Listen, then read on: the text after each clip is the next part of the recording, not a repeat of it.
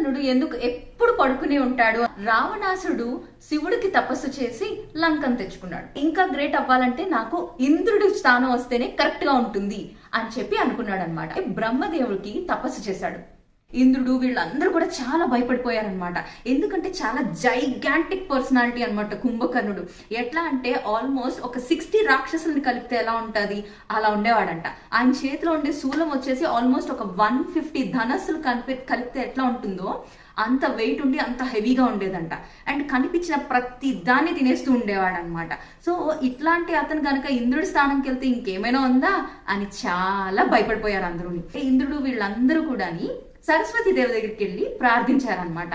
ఆయన కోరుకుంటే బ్రహ్మదేవుడు కాదనలేడు తపస్సు చేసినప్పుడు. సో మీరు ఆ టైంలో మాకు హెల్ప్ చేయండి. ఏంటి అంటే ఆయన నాలుక మడతపడి వరం తప్పు కోరుకునేలాగా అని.